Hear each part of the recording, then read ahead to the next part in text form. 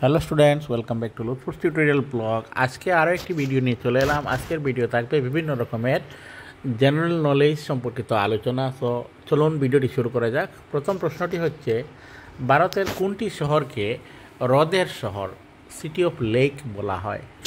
সেটার উত্তর হবে উদয়পুর। তারপরের প্রশ্ন হচ্ছে, কোন জায়গাকে ভারতের স্কটল্যান্ড বলা হয়? সেই প্রশ্নের সঠিক উত্তর হচ্ছে কুর্গ।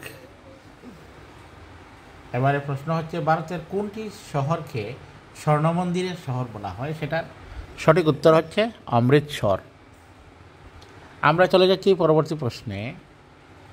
এই প্রশ্নটি হলো, ভারতের কোনটি শহরকে মুক্তার শহর বলা হয়?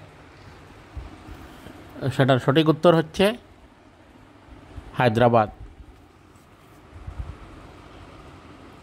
প্রথম অসমীয়া ছবি জয়মতী কত সনে নির্মাণ হয়েছিল? সেটার উত্তর হবে 1935 সনে। পরের প্রশ্নটি হচ্ছে, আসামের প্রথম মহিলা মুখ্যমন্ত্রীর নাম কি? সেটার সঠিক উত্তর হলো আনোয়ারা তাইমুর। পরের প্রশ্নটি হলো, আসামে কতটি রাষ্ট্রীয় উদ্যান আছে? সঠিক উত্তর হলো আসামে 7টি রাষ্ট্রীয় উদ্যান আছে। এর পরের প্রশ্ন, আসামের সর্ববৃহৎ তৈল শোধনাগার কোথায় অবস্থিত? সেটার সঠিক উত্তর হলো নুমলীগড়। পরবর্তী প্রশ্নটি হচ্ছে, আসামের ডিগবয় তৈলক্ষেত্র কবে আবিষ্কার হয়েছিল?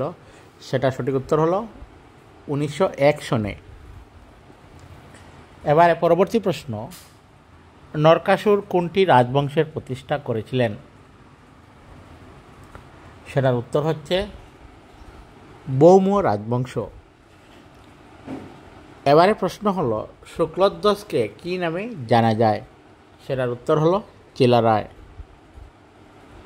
রায়মনা রাষ্ট্রীয় উদ্যান আসামের কোন জেলায় অবস্থিত? সেটার উত্তর হলো কোকরাঝাড় জেলা।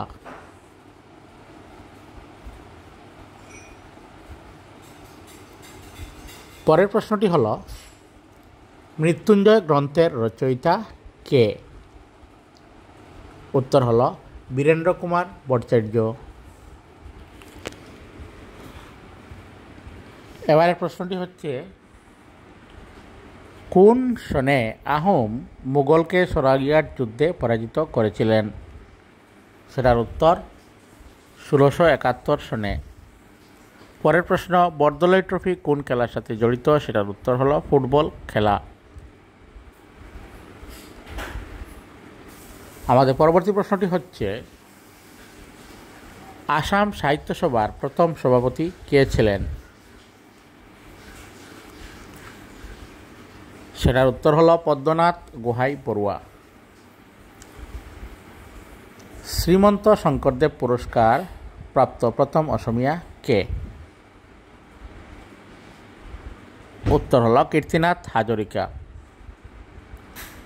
আসাম রত্ন সম্মান পাওয়া প্রথম অসমীয়া ব্যক্তির নাম কি? উত্তর হচ্ছে ডক্টর ভূপেন হাজরিকা।